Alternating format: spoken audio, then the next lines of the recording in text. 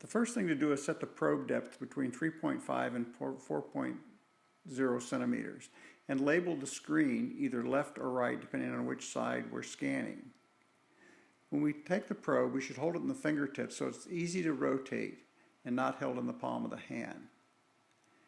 As you'll see, the probe has a dot on it, which should be always to the patient's right. This orients the probe so that the patient's neck will be on the left. So if the probe is facing the patient, the dot will be to the right. So when we move the probe to the right side, it will actually point to the patient's back.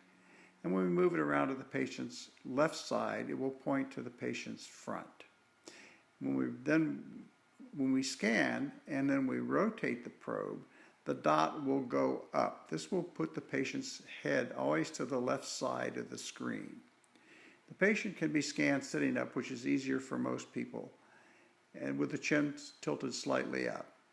We put the gel on the probe about the thickness you put toothpaste on your toothbrush at home. The probe is then put at the base of the neck. First, we'll put a paper towel in to protect the patient's clothing. And then the probe is put on the neck at the very base, around the clavicle. We then move the probe slowly up the neck, scanning in what we call the transverse or cross-sectional plane. We go all the way up the neck, basically to the mandible, virtually as high as we can go. We'll see that now on the scan, where first we want to acquire the carotid by moving the probe so that we put the black pulsating dot in the center of the screen. This is the carotid artery. Then we scan up the carotid very slowly, usually taking about 15 to 20 seconds. As we get up the carotid, we'll see that we come to a point where it will start to widen. This is the area of the bulb and the bifurcation. As it widens, we'll see it split off into two sections, which are the internal and external carotid.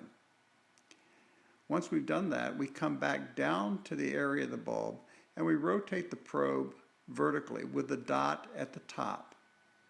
This is the sagittal or longitudinal view. We then go back up the neck somewhat so that we can see what's going on in the internal carotid, and then come back down so that we can scan the common carotid at the area of the bulb and below the area of the bulb, all the way to the base of the neck. We can see what that looks like here as we bring it back down to the area of the bulb and we rotate the probe, spinning it on its central axis.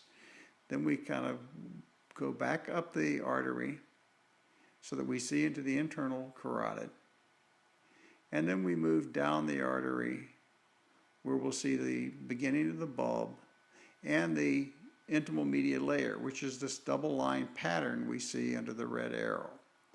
When we see this, we know we've got the scan correct, and then we continue scanning to the base of the neck.